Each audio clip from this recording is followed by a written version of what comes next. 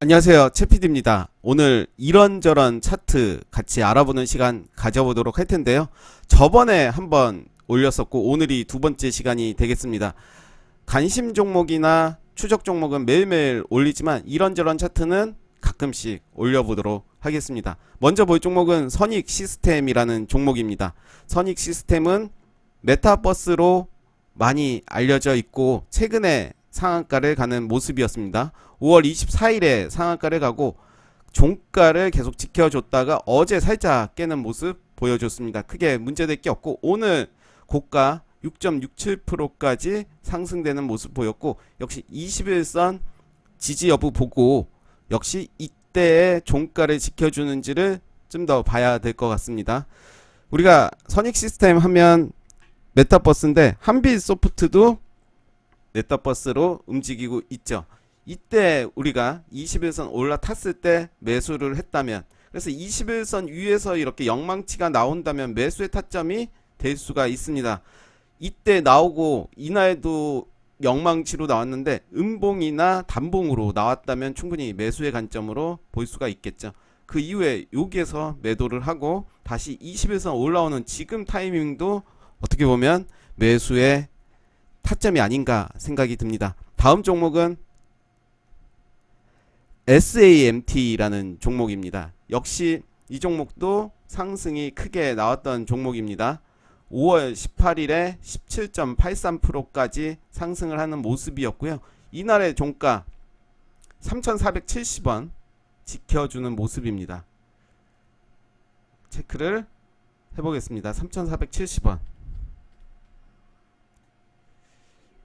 그 이후에 이 자리를 깨기는 했지만 다시 올라와서 지켜주는 모습 보여주고 있고요. 오늘도 상승으로 만들어가는 모습입니다. 역시 21선 지지 여부를 보면서 한 번 더 눌러준다면 충분히 매수의 관점으로 봐도 되지 않을까 생각이 듭니다. 백금 TNA입니다. 백금 TNA도 흐름이 좋아 보였습니다. 저는 요 라인, 이때 캔들의 중간 정도 요 라인 정확히는 안 했고요. 이때 21.38%까지 갔고 아마도 요 중간 라인은 지켜주는 모습입니다. 역시 21선 타고 올라가고 있고 이때죠. 이때도 영망치가 나왔습니다. 21선 위에서 마찬가지로 나왔고 음봉이지만 거래량이 없습니다. 충분히 매수의 관점으로 봐도 될 자리가 아닌가. 그리고 월요일에 살짝 더 눌러줄 수도 있겠죠. 거래량을 더 줄이면서. 그렇다면 더 확신을 가지고 매수를 해봐도 될 자리다. 특히나 거래량이 이렇게 많이 들어왔습니다. 나간 것도 없고 충분히 해볼 만한 종목이지 않을까 생각이 들고요.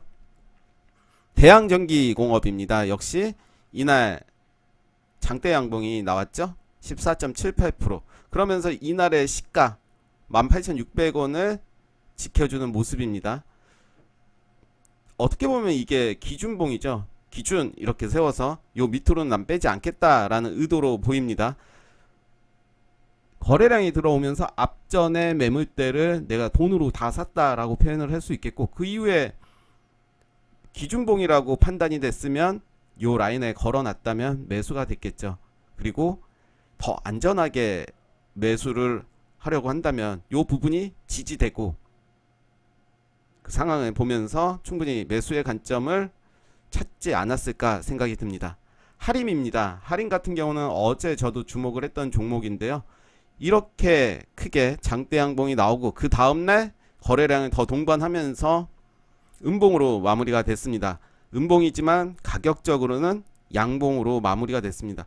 다소 높은 자리였어요. 종가가 6.25%였는데요. 저 같으면 보통 2%나 3%에서 충분히 종가 매매를 할 수 있는 그런 자리라고 생각되는데 오늘도 역시 갭을 띄우면서 상승을 했습니다. 절대로 요거는 수익 실현이 아니라 더 가겠다라는 의지로 보여지고 저는 이미 좀 낮은 가격에서 사고 싶었기 때문에 이렇게 가는 것들은 일단 보내줍니다. 지금은 매수의 관점이 아니라 좀 더 지켜봐야겠죠. 요 라인을 지키는지 요 라인을 지키는지 아니면 요 라인을 지키는지를 좀 봐야 될 것 같습니다. 웰크론 한택입니다. 이때도 음봉이 나왔지만 어떻게 보면 길게 보면 매집봉이라고 생각이 들고요. 이날도 거래량이 많이 나왔습니다. 이날의 시가를 그 이후에 살짝 깨긴 했지만 45일선을 계속 지켜주는 모습을 보여주고 있고 이날도 거래량이 나왔습니다.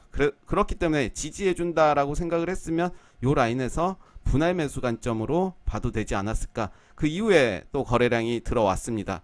그렇지만 제가 볼 때는 쉽게 요 라인을 깨지는 못할 것 같습니다. 전 종가 혹시 깬다 하더라도 저는 요 라인까지는 깨지 못할 것 같다.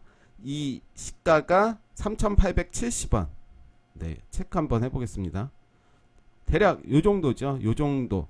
물론 여기까지 내려오지 않을 것 같지만 좀 더 이런 종목들도 흐름을 볼 필요는 있을 것 같습니다. 45일선 이평선들이 이제 밀집되는 모습입니다.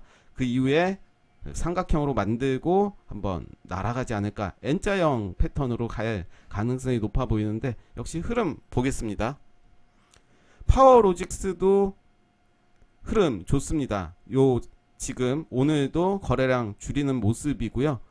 이날 다음날 저가를 깨는지를 확인할 필요가 있을 것 같습니다. 9,410원.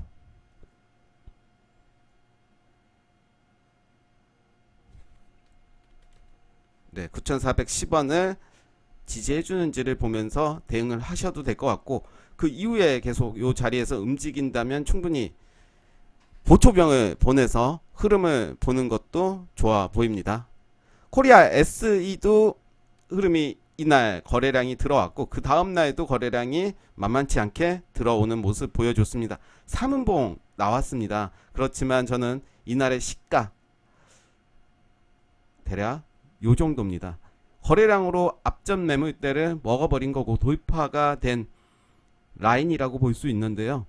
과도하게 좀 밀고 있는 상태죠. 충분히 매수의 관점으로 봐도 되겠고 다음 주 오늘 음봉으로 마무리가 된다면 다음 주 월요일에 눌러줄 때 매수를 하는 관점도 좋아 보이고요. 다 매수세가 들어온 거지 매도세는 아니라고 생각 듭니다. 그래서 요 라인 저는 요 라인은 다 분할 매수 관점으로 봐도 되지 않을까 싶습니다. 코메론입니다. 코메론도 상승이 많았죠. 이렇게 N자형으로 가는 모습입니다. 역시 N자형으로 가는 모습이고요. 거래량이 들어왔고 역시 거래량 들어왔습니다. 그 이후에 거래량을 줄이는 모습이었고요. 21선을 지지해주고 있습니다. 요 라인도 21선을 지지해주는 모습이었고요. 일단 요거는 현재 고점이기 때문에 여기까지 지지하는지를 지켜보도록 하겠습니다. 프롬파스트입니다. 세종시 관련으로 최근에 시세를 많이 줬는데요. 전고점 요 라인을 지켜보겠습니다. 전고점이자 이때 시초가가 되겠죠. 7,360원입니다. 요 라인에서 빼지는 못할 것 같아요. 21선 위에서 좀 놓을 것 같습니다. 그래서 요 라인도 횡보를 한다면 충분히 매수의 관점으로 봐도 되지 않나 생각이 듭니다. 대유플러스입니다. 대유플러스도 과도하게 밀어주는 모습 보여주고 있습니다. 3음봉이죠. 앞에서 나왔던 종목과 비슷한데 역시 매수세지 매도세는 아닙니다. 그렇기 때문에 저는 요 라인도 충분히 분할 매수 관점으로 봐도 되지 않나 생각이 들고 그렇지만 항상 손절 라인을 정하고 들어갈 필요는 있어 보입니다. KG ETS는 이때 말씀드리고 바로 상승이 나왔습니다. 현재는 매수의 관점이 아니라 흐름을 볼 필요는 있을 것 같습니다. 월요일에 더 빠지고 요 라인을 지지하는지를 봐야 될 것 같습니다. 크라운제가는 윤석열 관련주로 어제 많이 빠졌습니다. 오늘도 그렇게 회복을 하지 못하는 모습인데 일단 45일선을 깨는 모습 보였습니다. 일단 지켜봐야 될 것 같고요. 히림도 마찬가지로 윤석열 주지만 45일선 처음 만나는 45일선은 지지해주는 모습입니다. 역시 흐름 지켜봐야 될 것 같고요. 21선이 지금 하향으로 움직이는 모습이라서 좀 더 횡보를 하다가 이평선 밀집되면서 올라가지 않을까 생각을 해봅니다. 누리플렉스는 개인적으로 좋다. 꼬리들이 많이 위로 생긴 것들이 매집으로 보인다. 그러면서 오늘 지금 만들어지는 요 캔들이 대가리 살짝 또 나왔습니다. 그래서 요 라인은 좀 지켜줘야 될 것 같다. 미니 박스가 되겠죠. 그렇지만 요 라인까지도 빠질 수 있다는 것을 생각할 필요는 있겠고, 그래도 개인적으로는 요 밑으로는 빼지는 않을 것 같다라는 생각을 합니다. 저는 만약에 매수를 한다면 지금 라인은 좀 부담스럽고, 흐름을 더 보다가 지지를 해준다 싶으면 손절가를 대략 좀 잡고 들어가 볼 것 같습니다. 가스텔 바작입니다. 역시 이재명 관련주입니다. 45일선을 지지해주는 모습 보여줬고요. 그 이후에 다시 45일선 근처에서 놀고 있습니다. 놀고 있네요. 네, 어감이 좀 그렇네요. 일단 흐름을 더 볼 필요가 있어요. 가스텔 바작이 떨어졌던 이유가 유상증자로 많이 빠졌고, 자리를 그래도 지켜주는 모습을 보여주고 있습니다. 그렇지만 저는 유상증자 장기적으로 볼 때는 유상증자의 목적이 시설 투자하기 때문에 크게 악재라고 생각은 하지 않고요. 길게 보면 다시 우상향하는 모습 보일 거라고 생각 듭니다. 특수건설입니다. 위에서 놀고 있죠. 네, 요 라인을 지켜주는 모습이고요. 현재 이 캔들의 중간을 지지해주는지를 더 지켜볼 필요는 있을 것 같습니다. 드림 시큐리티입니다. 이렇게 상승을 하고 이렇게 빼는 모습이고요. 역시 계속 지켜볼 필요는 있을 것 같습니다. 현재 저점이 낮아진 건 아니기 때문에 이 라인만 지켜준다면 그게 문제될 게 없다라고 생각되고, 인포뱅크는 자율주행이죠. 이렇게 45일선을 올라간 이후에 다시 45일선에서 계속 지지를 받는 모습입니다. 살짝 깨긴 했지만 좀 더 흐름 보면서 21선과 만나는 날이 오겠죠. 이때를 더 지켜보겠습니다. 날아가면 어쩔 수 없고요. 유바이오 로직입니다. 제가 생각했던 라인을 깨는 모습이고요.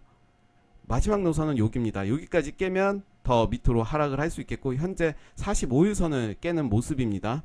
그래서 일단 흐름을 볼 필요는 있겠다. 재료도 있지만 실적은 좋지 않다. 바이오는 대부분 실적이 좋진 않죠. 그렇지만 남아있는 재료들이 있긴 하지만 일단 흐름을 봐야 될 것 같습니다. 바로 죽는 그런 것은 아닌 것 같고, 추세는 깨지는 않은 것 같다라고 생각이 들고요. 일신전기는 현재 높은 가격입니다. 그렇지만 그래도 요 라인 이때 시초가 5,390원을 지지하는지를 보면서 날아간다면 보내주고, 요 자리를 지키면서 행보를 한다면 충분히 매수의 관점으로 봐도 될 것 같습니다. 화신도 이때 말씀드렸는데요. 크게 상승한 건 아니지만 오늘도 윗골이 좀 달렸습니다. 화신을 볼 때는 화신 전공도 같이 보자고 했는데요. 화신 전공이 더 잘 간 모습입니다. 차트의 모습으로는 전 개인적으로 이 모습이 더 좋아 보이는데요. 이때도 이런 모습이고 이때도 지금 이런 모습입니다. 거래량 줄이면서 화신이 더 잘 움직이는 건 맞지만 차트적으로 볼 때는 안전한 자리는 화신 전공이 아닌가 생각이 듭니다. 한일 단조입니다. 한일 단조는 요 라인 절묘하게 잘 지키고 있죠. 이 캔들의 중간을 제가 표시를 한 겁니다. 그래서 이날 살 수 있었겠네요. 이날 사고 그 다음날 팔고 다시 이날 사서 팔고, 지금은 이제 관망을 해야 될 자리죠. 네, 여기까지입니다. 오늘 이런저런 차트 같이 리뷰 해봤습니다. 감사합니다.